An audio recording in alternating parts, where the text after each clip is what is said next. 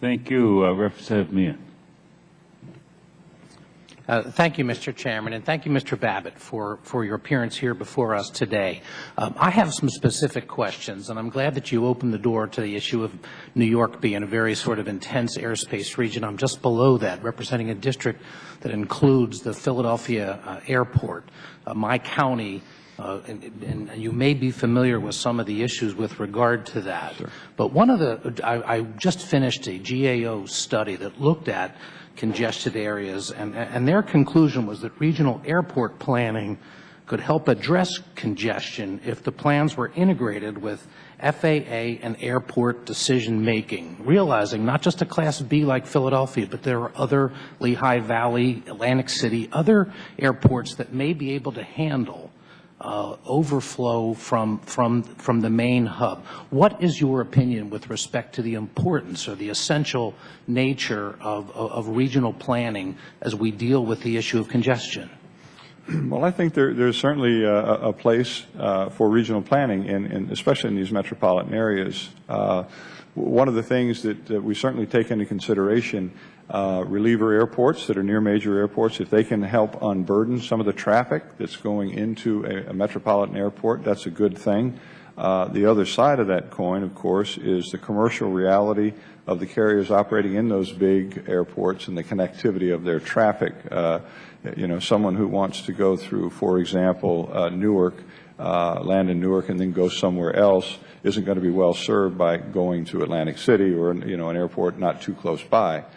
So the connectivity plays into that. But to the extent these airports add to the overall improvement of the national airspace system, we certainly consider that. And it's not unique that you have regional planning authorities that do take into consideration, and we certainly consider them when we talk about adding airport improvement funds. Well, I was in reviewing this study, I was concerned about some of the language. If I can, it was that the airport officials in Philadelphia International stated that the airport does its own planning without input from regional planners. This is the language of the GAO study. And another one, airport officials in Philadelphia stated that regional airport planning has little influence on the decisions made by the city of Philadelphia or Philadelphia International Airport. And then I see a concluding paragraph. A major hindrance is the differing interests of airports in the region. Their language, airport officials in Philadelphia told us they do not want to support federal efforts, including regional airport planning that could, because the city of Philadelphia, which owns Philadelphia International, does not want to lose revenue generated at its airports to other airports.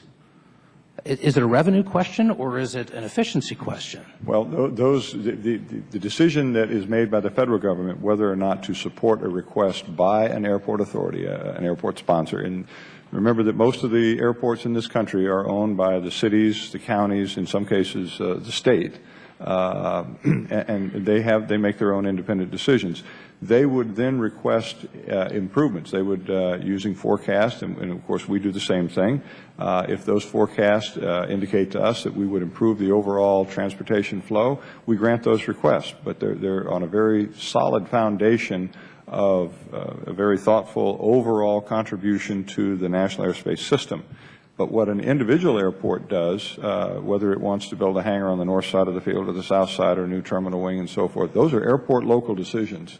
And not subject to our approval. I thank you with the idea of the airport local decisions, but I'm concerned about one issue that respects the Philadelphia situation, because they do have great autonomy and they have proposed extending an air strip to accommodate congestion. Yes, sir. Are you aware that in the context of that, 78 homes are going to be taken by purported eminent domain? I am aware of that, yes, sir. Well, sir, the power of eminent domain does not come from them locally. It is your power of eminent domain that they are stepping into. So they're making their own independent decisions. They're not using any kind of regional association because they choose not to, by their words, not ours, because of revenue streams. And yet your power of eminent domain is what they are using to take these homes. Is that fair to those homeowners that they are not looking at what the GAO suggests may well be an alternative to dealing with congestion? Well, I think that the gap in what you and I are discussing is captured in our ability to force them to join in any type of regional planning authority. We simply don't have that authority, nor we could compel them or restrict them from that. We went through a record of decision process. They made their plan, which did in fact include capturing some land. And in the interest of expanding the overall flow and contribution to the system, it's a reasonable plan. It met all of our criteria, federally established criteria, and the decision was based on that. But it only looked at two things. It only looked at two separate entrances and the status quo. It did not consider the opportunity to perhaps lay off flights into other airports, including its own Northeast Philadelphia Airport in the city less than 10 miles away from Philadelphia International. Well, again, the amount of one of the things that you would look at in that case, if you were Philadelphia, is how much originating and departing traffic is yours and yours uniquely, as opposed to connecting traffic. And if an airport has a high volume of connecting traffic, realize this is a commercial discussion outside of the authority of the FAA. But Mr. Babbitt, they're using your authority to take those properties. And I'm sorry, may I just ask one quick question? Sure. The Chair, one last issue is, in addition to this, there has been noise abatement that has been used for some of those properties. I'm sure you may be aware there's 78 properties that are potentially affected, yet at the same time, the airport and the FAA have done noise abatement on some 27 of those properties, which are slated to be taken at a cost of, I understand it's close to $1.2 million. Who's making that decision? Well, that would be part of the record of decision, as I understand the process, that the overall airport plan goes through a very high-intensity, robust review, which includes environmental protection, certainly the noise levels forecast. All of those come into play.